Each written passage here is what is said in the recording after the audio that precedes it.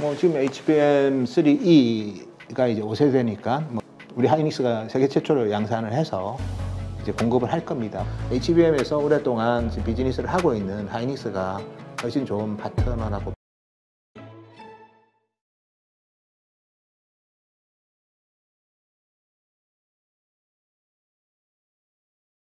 지금 삼성전자가 이번에 그 미국에서 보조금을 상당히 많이 받았다. 다른 기업들에 비해서 뭐 이런 이야기들이 나오면서 좀 주가에도 긍정적인 효과가 있지 않을까 기대했는데 별로 반영은 안 되더라고요. 근데 사실 뭐 그거는 정치적 이슈고 어차피 인텔한테는 더 많은 보조금을 줬고 그리고 우리 미국 기업이 더 많이 받는 것 같아요. 네. 마이크론도 그렇고. 뭐 근데 마이크론이 어차피 글쎄요 뭐 얼마나 이제 의미 있게 또 그걸 가지고 할지는 봐야 되는데 마이크론 어차피 공장은 다 아시겠지만 자동차 D램을 제외하고는 거의 다 아시아에 있거든요. 네. 그래서 그들이 또 미국을 중심으로 투자하는 게 그들한테 그렇게 도움이 될지는 좀 지켜봐야 될 것 같고요. 커머더티 D램을 가지고 미국에서 생산하는 거는 그렇게까지 경쟁력은 없을 것 같아요. 우리 그래요? 기업들도 보면 하이닉스는 패키징 투자지 그렇죠. 메모리 투자는 아니고 삼성도 어쨌든 바운더리 투자지 않습니까? 그렇죠. 그래서 그 부분보다는 보조금은 저는 그렇게 봅니다. 어쨌든 지금은 어차피 지정학적 이유 때문에 미국에 투자를 한다면 같은 값이면 보조금을 받는 게 낫겠죠. 그 정도로 좀 국한해서 봐야 되고 그다음에 이제 인텔은 그러면 저 정도로 주면 인텔이 이협적인 회사가 될 수 있지 않을까 그렇게 우려하는 질문도 저는 많이 받는데 사실 인텔이라는 회사 자체가 지금 되게 어려워지고 있습니다. 아, 그래요? 네, 뭐 가장 공격적이어서 미국이 정부가 맘먹고 키워주나 보다 우리 이렇게 생각을 했는데. 저는 제가 봤을 때는 인텔은 뭐 상당히 많은 분야에서 경쟁력이 훼손되고 있고 단적인 예 하나만 말씀드리면 인텔은 x86 아키텍처를 지배했던 회사입니다. PC든 서버든. 근데 이제 서버에서 점유율이 이제 70%로 x86 기준으로 70%로 떨어졌습니다. 99%에서. 근데 그거는 x86 기준이고요. ARM까지 같이 넣어버리면 더 많이 떨어졌습니다. 60%밖에 안 됩니다. ARM은 왜 이렇게 서버에서 점유율이 올라가느냐? 결국 저전력 이슈가 좀 커지거든요. 제가 제일 최근에 많이 받는 질문이 일반 서버 수요도 없는데 왜 SSD 수요가 데이터 센터 향으로 있냐는 질문을 많이 받습니다. 네. 제가 봤을 때는 뭐 일부 추론용 서버 수요도 있겠지만 그거보다도 오히려 이제 AI 데이터 센터가 전력을 하도 많이 쓰다 보니까 일반 데이터 센터가 어느 시점에는 전력 공급이 타이트해질 수 있다고 생각을 하는 것 같아요. 그러면 전제적으로 스토리지를 하드디스크에서 SSD로 바꾸는 거죠. 그러면 왜 CPU는 서버는 안 바꾸냐? 서버는 이제 CPU 교체할 때 보통 바꾸는데 지금은 신규 CPU가 그렇게 많이 나와 있지는 않아요. 그래서 지금은 그냥 SSD만 바꾸는 거고요. 그래서 그걸 다르게 해석하면 일반 서버에서 파워 컨섬션의 가장 큰 비중을 차지하는 게 CPU거든요. 그러면 스토리지 바꾸는 것보다 CPU를 ARM으로 바꾸는 게 전력 소모는 훨씬 더 적습니다. 그래서 그것만 보더라도 인텔은 PC든 서버든 되게 저는 ARM에 어떻게 보면 점유율 확대. 제가 뭐 이번에도 3월에 일본 가서 소프트뱅크의 자회사인 ARM 관련해서 서로 미팅을 좀 했는데요. 네. ARM의 점유율에 대해서는 상당히 좀 확신을 갖더라고요. 엔비디아의 ARM CPU 탑재도 있지만 클라우드 사업자들이 다 자체 서버 CPU 솔루션을 씁니다. 뭐 구글도 최근에 공개를 했고 아마존 같은 경우는 이미 뭐 상당 물량을 지금 자체 그라비톤 ARM CPU를 쓰고 있거든요. 여기에 올 하반기부터는 이제 마이크로소프트도 이제 ARM CPU인 코발트 100을 탑재를 하기 때문에 ARM CPU를 탑재하는 회사가 일단 클라우드 사업자, 엔비디아, 여기에 일본의 후지스까지 다 ARM을 탑재를 하기 때문에 인텔은 뭐 보조금 이슈가 아닌 것 같아요. 회사가 정말 근본적인 경쟁력이 훼손되는 상황에서 회사가 어떻게 이제 기업 가치를 높이면서 장기적인 사업 전략을 잘 짜느냐 저는 상당히 좀 우려의 눈길로 인텔을 보고 있고 특히 인텔이 파운드리에서 뭐 공정이 뭐 1.8, 1.4 얘기를 하지만 그리고 하이엔A 장비 미국 오리간 공정에 뭐 세계 최초로 설치를 했다. 제가 봤을 때는 뭐 그 양산하더라도 고객을 확보할 수 있을까? 자체 칩을 뭐 그렇게 하더라도 예를 들어서 뭐 그 자기가 한 제품이 과연 그렇게 경쟁이 있을까에 대한 의심도 좀 들고요. 그리고 파운드리 같은 경우에도 인텔이 엄청 강조를 하는데 작년 매출액이 10억 불밖에 안 됩니다. 뭐 1나노 시대가 열렸다 이런 뉴스들이 막 쏟아지더군요. 그거는 좀 하여튼 시간을 두고 봐야 되고 그리고 정말 안타깝게도 제가 예를 든 게 삼성 파운드리라서 좀 아쉽지만 삼성이 세계 최초로 3나노를 양산했습니다. 2022년 6월에. 근데 현재 고객이 거의 없습니다. 뭐냐면 새로운 양산 공정을 해서 뭘 하는 거랑 고객을 확보한 거랑은 조금 갭이 크다고 보셔야 돼요. 그래서 인텔은 제가 봤을 땐 파운드리든 아니면 X86 비즈니스든 다 어려움이 크기 때문에 정부 보조금을 뭐 많이 뭐 받는 게 뭐 회사한테는 도움이 되겠지만 그 보조금이 실질적으로 이제 기업 가치 제고에 활용이 안 될 가능성이 좀 크지 않을까 그렇게 보고 있습니다. 결국은 자기가 잘한 가 집토끼, 바깥 토끼 다 잡으려다가 집토끼 점점 줄어들고 있는데 바깥 토끼도 잘 안 잡히게 되면 그렇죠. 근본이 변하는 거를 우리가 간과해서는 안 됩니다.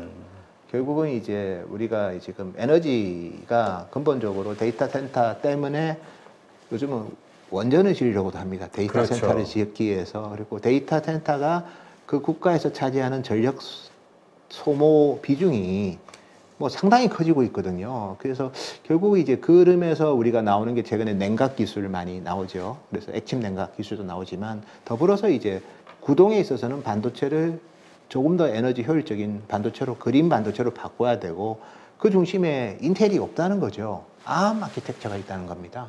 ARM이라는 건 어차피 기술적으로 리스크라서 시스크인 X86보다는 구조적으로 전력 소모가 적고요.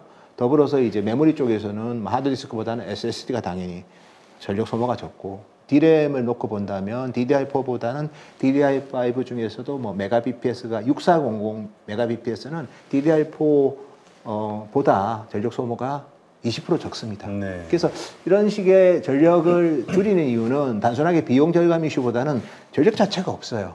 AI 데이터 센터가 전력을 워낙 쓰다 보니까 일반 데이터 센터에 써야 될 전력이 생각보다 타이트해질 수 있기 때문에 선제적으로 지금 SSD 투자도 하고 있고 그다음에 뭐 아마존도 그렇고 뭐 구글도 그렇고 저기 마이크로소프트도 그렇고 자체 ARM CPU를 하려는 이유가 뭐 여러 가지 이유가 있겠죠. 뭐 X86의 의존도를 줄여서 원가를 줄이는 것도 있고 자기만의 서비스를 특화시키려는 그런 커스터마이제이션 하고 싶은 욕망도 있지만 제가 봤을 때는 다른 한편에는 에너지 이피션시가 상당히 깊게 놓여 있기 때문에 이 부분을 고려해 보면 인텔에 정말 정신 잘 차려야 될 것 같아요. 그래서 요즘 제일 뭐 얘기하는 게 AMD도 그래서 원래 X86으로 뭐 하는데 ARM 라이센싱을 좀 고려한다는 그런 뭐 일각의 소문도 있습니다. 뛰어나군요.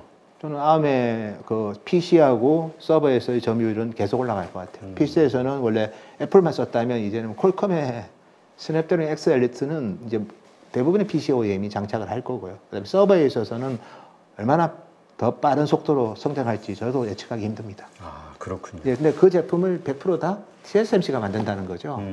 그래서 뭐 저희는 뭐 엔비디아도 좋지만 엔비디아의 그 제품을 만드는 TSMC 그리고 ARM 관련된 서버 CPU 그다음에 PC CPU를 100% 다 양산하는 TSMC는 어떻게 보면 뭐 지금 뭐 일부 가이던스를 조금 뭐 끝하고 많이 낮춘 것도 아니거든요. 근데 이제 그 가이던스를 그래도 미트할 수 있는 배경에는 역시 엔비디아도 있고 그다음에 북미의 클라우드 사업자 뭐 다 같이 존재하지 않나 그렇게 보고 있습니다. 그렇군요. 지금 대만 아까도 잠깐 언급하셨습니다만 대만 다녀오셨다고요? 예, 그 예. 지금 지진 상황 그로 인해서 받고 있는 어떤 피해 상황, 복구 상황 어떻습니까? 그래서 사실 뭐 TSMC가 지진 이후에도 매출액 전망치를 유지를 해서 저는 이번에 유지할 줄 알았는데 말을 살짝 바꿔서 약간 좀 차이가 있나 보죠. 근데 뭐 크게 한 건 아니고 그럼 왜 처음엔 유지했을까를 보면 이제 뭐 대만 그 타이베이가 있고요. 타이베이가 대북이지 않습니까? 대만 북쪽이라는 거고. 근데 그 밑에 보면 신추 사이언스 파크라고 있습니다. 거기가 이제 지진이 좀 한마디 지진의 강도가 좀 높았고요. 그래서 그쪽 지역이 보면 TSMC의 그 2나노 R&D 팹을 제외하고 전부 다 성숙 공정입니다. 8인치하고 10인치 중에서도 주로 요즘 수요가 별로 안 좋은 PC, 스마트폰, 자동차 관련된 네. 제품들인 거고 엔비디아의 제품, 그다음에 애플의 뭐 4나노, 3나노 제품을 만드는 거는 좀 대만 남쪽 타이난 사이언스 파크에 있거든요. 그쪽은 영향이 거의 없었어요. 그래서 실질적으로 TSMC도 매출액 전망치를 지진 이후에 유지한 것도 이제 선단 공정은 피해가 거의 미미했기 때문에 그렇게 얘기를 했고요. 다만 이제 마이크론은 이제 신추 사이언스 파크 근처에 있거든요. 바로 붙어 있는 건 아니지만 차로 가면은 뭐 한 4, 50분 거리에 있는 그 대만 공항 근처에 있거든요. 네. 그래서 거기는 피해를 좀 있다 보니까 이제 이번에 지진 여파 때문에 메모리 가격을 좀 25% 이상 올리겠다고 얘기를 한 거고요. 그래서 어떻게 보면 이 대만 지진은 제가 뭐 되게 저도 대만 분들이랑 친하고 많이 안타깝지만 우리 메모리 반도체한테는 약간 반사이익이 있습니다. 그럴까요? 왜냐하면 범용은 수요도 없는데 그쪽은 영향을 받더라도 지금은 뭐 어차피 고객들이 재고도 있고 그리고 중국 기업들이 또 저렴하게 주고 있기 때문에 근데 메모리는 또 마이크론만 공장이 있지 우리는 없지 않습니까? 그렇죠. 예, 그래서 사실은 우리 기업들은 좀 반사이익을 받는 국면입니다. 네, 그렇군요. 지금 TSMC 얘기하셨는데 SK 하이닉스도 TSMC하고 손잡고 6세대 HBM 그 개발을 나선다. 뭐 이런 뉴스들이 나왔잖아요. 네. 지금 상황이 어떻습니까? 뭐 지금 HBM3E가 이제 5세대니까 뭐 그 제품은 이제 우리 하이닉스가 세계 최초로 양산을 해서 이제 공급을 할 겁니다. 뭐 초기 제품은 뭐 우리 그 H200 쪽에 납품을 할 것 같고요. 그리고 HBM4부터 그게 이제 6세대니까 4부터는 이제 단수가 좀 올라갈 겁니다. 12단보다는 싱글 스택이 이제 원래 HBM 단수가 높으면 더 많은 데이터를 더 빨리 보낼 수 있거든요. 그러니까 항상 이제 HBM을 쓰는 이유는 그렇게 적층을 해서 쓰는 거는 많은 데이터를 빨리 보내는 게 가장 큰 목적입니다. 그래서 앞으로는 이제 우리가 엔비디아의 GPU 같은 경우에도 결과적으로는 이제 내년에 나올 블랙엘도 여전히 4나노고 칩 사이즈가 커지지만 또 이제 뭐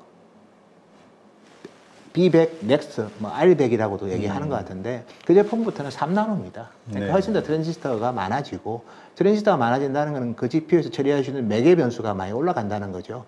매개 변수가 조 단위가 되면 HBM도 12단위라 16단이 되는 겁니다. 16단이 될 때 어쨌든 전력 소모가 또 발열 이런 게 되게 중요합니다. 그렇죠. 그래서 뭐 머프, MR 머프를 하이닉스가 많이 강조를 하는데 어쨌든 전력 소모를 더 효율적으로 하려면 지금 디램 공정에서 만드는 제일 밑단에 있는 컨트롤러 하는 로직 다이가 이제는 핀팻으로 바뀐다는 거죠. 그러니까 핀팻이라는 그 뭐 공정은 뭐 현재는 특히 10나노 이하는 현재는 TSMC하고 삼성 말고는 없거든요. 네. 물론 뭐 DUV를 통해서 SMIC도 하지만 그건 저희가 논외로 하고 그냥 하이닉스는 어쨌든 그 공정 기술이 없다는 거죠. 하이닉스는 파운드리는 8인치밖에 없거든요. 그래서 뭐 7단으로 만약에 로직 다이가 7단으로 가면 사실은 할 수 있는 회사는 삼성, TSMC, SMIC 빼고요.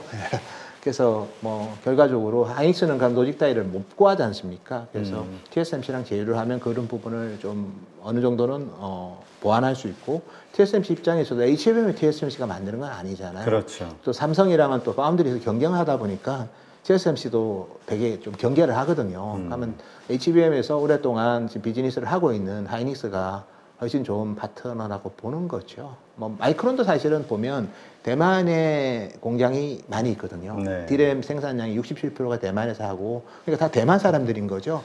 그럼에도 불구하고 TSMC가 이제 하이닉스랑 더 파트너십을 강화하려는 거는 그만큼 하이닉스 기술력이 더 좋다는 거죠. 그리고 HBM3에서 이미 증명을 했고 그래서 TSMC도 하이닉스가 필요하고 하이닉스한테도 TSMC가 필요한 단계가 HBM4부터는 있지 않을까 그렇게 예상하고 있습니다. 하여튼 HBM 얘기만 나오면 우리 삼성전자는 자꾸 고개가 숙여지는데 지금 퀄 테스트 거의 끝부분이다. 뭐 이제 통과될 것처럼 뭐 언론에서는 이야기가 되던데요. 네, 정말 저도 고개가 숙여집니다. 예, 사실은 왜냐하면 삼성전자에 대한 우리 신뢰라는 게 있지 않습니까? 그렇죠. 1등 메모리 기업으로서 정말 더 큰 성장을 보여줘야 되는데 어쨌든 HBM에서는 조금 많은 실망을 줬고요. 근데 이제 저도 이제 뭐 삼성이 콜을 받고 또 공급했다가 또 뭐 하여튼 별 소리가 다 있었습니다. 작년 내내. 근데 제가 이제 올해는 좀 바뀐 환경이 두 가지가 있는 것 같아요. 첫째가 마이크론도 삼성하고 똑같은 NCF 공법 필름을 씁니다. 내존하게 NCF를 써서 공급하는데 마이크론 통과를 했습니다. 네. 근데 HBM을 별로 해본 적도 없는데 통과를 했어요. 삼성은 HBM 뭐 2E에서는 거의 지배했거든요. 그렇죠. 근데 NCF인데 삼성은 통과를 못했다. 이건 좀 이상한 거지 않습니까? 그래서 정황상 삼성의 통과 가능성은 저는 높을 것 같고 여기에 이제 내존하기 이제 회사 홈페이지 가보면 그 NCF를 필두로 하는 그런 AI 서버에 관련된 필름 캐파를 현재보다 3.5에서 5배 증설하고 있어요. 그 정도 물량이면 마이크론 혼자서 감내할 수 있는 물량은 아니거든요. 네. 삼성도 근데 그 정도 물량이면 또 삼성도 엔비디아를 배제하고 또 그 정도는 될 수는 없는 거죠. 인더스트리의 전체적인 시장 점유율을 감안해 본다면 그래서 뭐 정황상 저는 좀 확률이 좀 높아졌다 이 정도로 말씀드리고 두 번째는 그 작년까지는 이제 TSMC가 엔비디아 그 GPU 비즈니스에서 두 가지를 해줬습니다. 하나가 이제 GPU 웨이퍼 바운드리를 해줬고 두 번째는 하이닉스의 HBM과 자기가 만드는 GPU를 붙여서 줬습니다. 패키징을 해줬죠. 코어스라는 패키징을. 근데 올해부터는 이게 좀 예주 캐파가 많아집니다. 삼성도 그 중에 한 목을 차지할 거고, 뭐 최근에 일부 언론에서는 엔비디아가 삼성에 패키징 계약을 했다. 그래서 이제 TSMC가 패키징 할 때 이제 통제하는 것보다는 좀 더 유연해지겠죠. 이 두 가지 때문에 저는 확률은 높아졌지만 그래도 결과는 또 보고 판단해야 될 것 같습니다. 네. 하여튼 이 SK 하이닉스가 정말 그 위기를 이 HBM3 이거 가지고 이제 돌파를 했는데 그런 과정에서 선단 공정 가운데서 가장 부각된 회사가 이제 또 한미반도체라든가 있었죠. 그 기술에 대해서는 정말 우리가 잘 모르니까 정말 독보적이고 정말 압도적인 기술을 가지고 있다. 뭐 이런 이야기도 있고 좀 설왕설래 말이 많습니다. 그래서 제가 뭐 저희도 저희 회사 차원에서 한미반도체를 커버하고 있기 때문에 제가 어떤 얘기를 하긴 그렇지만 어쨌든 하이닉스랑 잘 협력을 해서 어쨌든 그 TC 반도를 통해서 하이닉스가 독점 공급을 어쨌든 최근까지 한 거는 분명하기 때문에 또 한미반도체가 최근에 또 마이크론하고도 또 그런 계약을 했다는 그렇죠. 또 뉴스가 있으니까 그걸 고려해 본다면 뭐 한미반도체 반딩에 있어서의 경쟁력은 상당히 높지 않나 이렇게 저는 좀 평가하고 싶습니다. 그럼 우리 국내에는 이 한미반도체 외에는 이런 어떤 기술력 가지고 있는 기업들은 없는 건가요? 뭐 일본 기업들이 좀 많이 있죠. 일본의 신카와나 뭐 일부 반도 하는 회사들은 뭐 일본 기업들이 많고 그다음에 이제 이렇게 반딩만 있는 게 아니라 HBM이라는 게 이제 웨이퍼를 어쨌든 간에 TSV 홀을 만들고 그거는 이제 드라이 에처하는 뭐 랩리서치 이런 기업들이 할 거고요. 그다음에 이제 웨이퍼를 잘 커팅을 해야 되거든요. 그리고 웨이퍼를 되게 얇게 만들어야 돼요. 웨이퍼를 여덟 개를 쌓으려면 웨이퍼를 조금 얇게 만들어야 되니까 그라인더 하는 회사들, 그다음에 웨이퍼를 잘 커팅을 해야 되는 회사들, 그리고 그걸 잘 붙여야 되는 회사들, 이런 회사들이 이제 되게 주목을 받는데 국내에도 이제 그런 기업들이 점점 생겨납니다. 그리고 이제 또 그걸 또 테스터도 해야 될 거 아닙니까? 네. 그래서 지금까지는 이제 뭐 우리 HBM 테스터는 이제 거의 일본의 어드밴 테스터가 시장을 장악했고, 그다음에 이 커팅 관련해서 커팅하고 그라인딩은 이제 디스코가 그 시장을 장악했고 반딩은 이제 한미반도체가 좀 했죠. 근데 이제 최근 들어서는 이제 어쨌든 삼성도 이제 HBM 준비를 많이 하니까 국내 기업들도 조금은 활용 가능성이 좀 많이 높아지는 것 같아요. 그래서 관련된 기업들은 뭐 최근에 주가 흐름도 좋고 제가 특정 기업 얘기하긴 그렇지만 다만 이제 기술을 보시면 이제 그 캐파는 많이 늘지 않습니까? 네. 삼성이든 하이닉스든 마이크론 많이 늘 건데 그렇죠. 그러면 자르는 캐파도 막 늘어야 되겠죠. 그리고 붙이는 캐파도 늘어야 될 거고 그다음에 만든 거를 테스트하는 캐파도 늘어야 됩니다. 그렇죠. 그래서 그런 기업들이 투자 유망하지 않을까 그렇게 보고 있습니다. 네, 그렇군요. 지금 미국이라든가 뭐 또 일본에도 지금 워낙 많은 공장들이 지어지고 있으니까 반도체 이게 보통 한 26년, 27년도에다 완공들을 하는 것 같은데 혹시나 이렇게 됐을 때 그때 또 이 공급 과잉에 대한 이슈로 또 힘들어지는 일이 있지는 않을까 이런 걱정하시는 분들도 있어요. 그렇죠. 맞습니다. 그거는 이제 다만 이제 요즘은 되게 우리 기업들도 미국에 공장 짓는 게 뭐 행복하지는 않은 것 같아요. 그렇죠. 보조금 우리가 이상으로 100% 자발적이진 않죠. 네, 사실 좀 프레셔가 많죠. 네. 왜냐하면 또 뭐 전력 용수도 중요하고 또 365일 동안 밤새워서 주말에도 나와서 일할 인력을 확보할 수 있을까? 반도체 공장 그게 되게 중요하거든요. 365일 동안 주말에도 밤새면서 일할 사람이 있어야 되는데 과연 이제 미국이 그런 여건이 유연할까에 대한 고민들. 그래서 일단 어느 정도 건물 정도 지어놓고 그다음에 고객과의 계약을 보면서 아마 장비 투자는 할 것 같고요. 반면에 이제 일본 같은 경우에는 이제 TSMC가 이제 적극적으로 투자를 하는데 생각보다 좀 웨이퍼 투입량이 많은 것 같습니다. 그래서 저희는 뭐 올해 연말 정도에 과연 투입을 할까 했는데 연말부터 한 2만 장 정도 투입할 것 같습니다. 네. 그래서 오히려 일본 같은 경우에는 여러 가지로 이제 TSMC한테 많이 배려를 하는 것 같고 미국은 뭐 보조금 줄 대상이 많아서 그런지는 모르지만 약간 행정적으로도 그렇고 또 전체적으로 운영하는 데 있어서 우리가 예상했던 것보다는 램프업 시기는 좀 늦어지지 않을까 그렇게 보고 있습니다. 네. 자, 마지막으로 그 반도체주 투자하시는 분들, 관심 가지고 있는 분들에게 정말 현명한 투자를 위해서 좀 필요하다라고 하는 부분이 있다면 좀 언급해 주시죠. 저희는 메모리 반도체는 역시 역발상 투자가 항상 성공을 했고, 다만 이제 나쁜 사이클이 이때 사서 좋은 사이클일 때 나와야 되는데, 좋은 사이클이 언제 끝난지를 잘 봐야 될 것 같아요. 그래서 제가 봤을 때는 뭐 여전히 뭐 감사한 레벨을 유지하고 있고요. 그다음에 이제 뭐 점점점 원베타로 가면 수율 나빠질 거고, 또 HBM 또 수율 안 좋거든요. 그래서 아마 시장이 예상했던 것보다는 좀 타이트한 수준이 좀 더 이어질 것 같습니다. 그래서 그리고 두 번째는 이제 AI 반도체가 언제 잘못되느냐, 잘못된다는 표현 좀 죄송합니다. AI 반도체가 언제 꺾이느냐인데 뭐 그 부분은 저희가 잘 체크를 해야죠. 그리고 TSMC가 어쨌든 그 AI 반도체 관련된 그런 AI 서버 관련된 반도체는 거의 뭐 독점 생산을 하고 있기 때문에 TSMC를 잘 트래킹해서 웨이퍼 출하량을 잘 보면서 항상 반도체 주식은 좋을 때는 리스크 관리를 해야 됩니다. 그래서 언제가 피크일지 그 피크 최소한 1년 전부터는 분할 매도를 해야 됩니다. 뭐 피크일 때는 나오면 늦는 거고요. 그렇죠. 피크 6개월 전에 나와도 뭐 조금은 뭐 이득이 좀 적을 수 있는데 그때는 추격 매수하면 안 되고요. 그러니까 피크 1년 전에부터는 리스크 관리를 해야 되는데 제가 봤을 때는 AI 반도체는 일단 2026년이 피크일 것 같아요. 가면 올해보다는 내년부터는 리스크 관리하는 게 맞고, 메모리는 가면 언제가 피크일까 참 어려운 질문이긴 하지만 AI 반도체 때문에 아마 이번 사이클은 조금 길게 갈 것 같아요. 그래서 아마 메모리 기업 AI 뭐 반도체 다 같이 제가 봤을 때는 뭐 연말까지는 괜찮을 것 같고요. 그 이후부터는 조금씩 이제 좀 더 수치에 대해서 좀 더 크로스 체크를 자주 해서 그 위험이 나왔을 때는 조금씩 비중을 줄이는 전략이 유효하지 않을까 그렇게 보고 있습니다. 네, 알겠습니다. 네, 이제까지 현대차증권 노군창 센터장님과 말씀을 나눴는데요. 네, 우리 방송을 보신 모든 가족분들 잘 참고하셔서 현명한 반도체주에 대한 투자 시각을 가지시기 바랍니다. 오늘 좋은 인사이트 함께해 주신 노군창 센터장님 고맙습니다. 감사합니다.